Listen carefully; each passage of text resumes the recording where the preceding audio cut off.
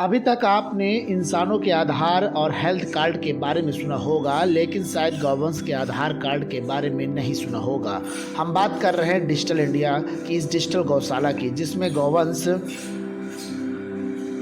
को रखकर गौसेवा की झूठी कस्में नहीं खाई जा रही, बल्कि वाकई में गौवंश को कैसे रखना चाहिए और कैसे उनको स्वस्थ रखना है, वो यहाँ आकर सीख सकते हैं। चित्रकूट की सदगुरु गौशाला में तकरीबन 1400 गौवंश हैं, जिसमें अधिकांश वह हैं जिनके मालिकों ने उनको अन्ना कर दिया है, जिनको यहाँ शरण देकर उनके पालन पोषण का काम किया जाता है।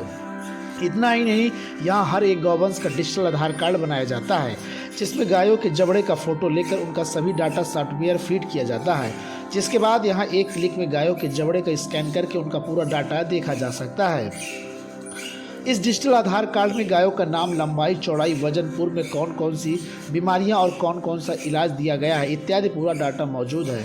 इस आधार कार्ड के बन जाने से गौवंश के खोने का भी खतरा नहीं होता। ऐसे में गौवंश को डिजिटल आधार कार्ड इस डिजिटल गौशाला को हाईटेक गौशाला बनाता है। इतना ही नहीं, गंगा आरती की तर्ज पर और उसी निश्चित समय पर प्रतिदिन गौ आरती भी होती है, जिसमें गौ प्रतिदिन की आरती के बाद गौवंश की आरती भी की जाती है। जिला मुख्यालय से 20 किलोमीटर दूर जानकी कुंड स्थित सदगुरु गौ सेवा केंद्र है। यहाँ मौजूद स्थित तकरीबन 1400 गायों हैं, जिसमें लगभग 1100 गौवंश डिजिटल आधार कार्ड बनकर तैयार हो गया है।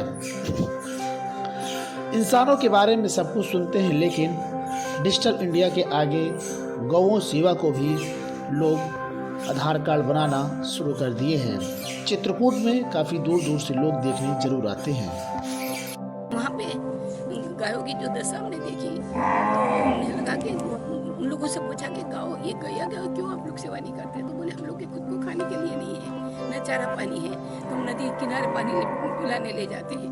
तो फिर मैंने जब गायों की इतनी खराब हालत देखी, तो यहाँ पे ट्रस्ट में आके डॉक्टर जैन, हमारे चेयरमैन मफतलाल जी थे, और ये अपने राम भाई कोकाणी थे, और डॉक्टर जी, उनसे कहा कि जब इतनी सेवा ट्रस्ट के अंदर हो रही है, गौ सेवा क्यों नहीं है? हमने कहा, तो उन लोगों ने कहा नहीं, अपन गौ सेवा शुरुआत करते हैं। और शुरुआत में हमने गर्मी के 4 महीनों के लिए गौ सेवा शुरुआत की, कच्चे वो सेट बनाकर, जहाँ पे हमारी અત્યારે विद्याधाम स्कूल है, वहाँ पे शुरुआत की। लगभग शुरुआत में 250 गाय लगभग आई, कम 4 महीने के लिए। धीरे धीरे करते करते आज 21 साल हो गए हम लोग को। कच्चे शेड में से वहाँ पे हमारे विशद भाई मफतलाल आए, गाय को कच्चे शेड में क्यों रखते हो? उसके लिए पक्का शेड होना चाहिए। फिर यहाँ आके हम लोग ने पक्का शेड बनवाया, 3 शेड ही बने थे शुरुआत में। तो बोले कि यहाँ पे वो धीरे धीरे क्या हुआ, गायों को जो रखे थे ना, वो वहाँ के लोग गाय लेने नहीं आ रहे थे। गर्मी के दिनों के बाद तो ठीक है, बाद में भी नहीं आने लगे। बोले हमारे पास व्यवस्था नहीं है, चारा की नहीं है, भूसा की नहीं, पानी की नहीं है। तो हमने कहा ठीक है, तो हम लोग परमानेंट गायों को रखने लगे, और लगभग धीरे धीरे 300, 400, 500 करके शुरुआत में गर्मी के दिनों में 1800 गाय हो जाती थी, और धीरे धीरे गाय भी परमानेंट हमारी અત્યારે 1300 गाय અત્યારે सेवा प्राप्त कर रही है। मेरा नाम संदीप कुमार सिंह है। यहाँ किस पद पे है? मैं ब्रज गौ समृद्धि से हूँ, मैं डिजिटल वेट केयर से। और ये हमारा एक ऐप है जिससे हम गायों का आधार कार्ड बनाते हैं, जिसमें उसकी लेंथ, गर्थ से उसका वजन निकालते हैं, उसकी डिटेल डालते हैं कि उसको क्या बीमारी हुई है, और उसकी मतलब जैसे यदि खो जाती है तो उसको हम ढूंढने में, और उसको ढूंढ के मतलब स्कैन करके हम पता लगा सकते हैं कि ये अपनी गाय है, और इसकी बीमारी क्या क्या चल रही है, इसके रोज़ ट्रीटमेंट चलता है बीमारियों का। और इससे क्या फ़ायदा होगा? इससे आप कभी भी इसकी बीमारी के बारे में पता लगा सकते हैं, इसको क्या बीमारी थी, इसकी डिटेल खोल के देख सकते हैं। तो यहाँ कितनी गायों को अभी आप तक ने किया है?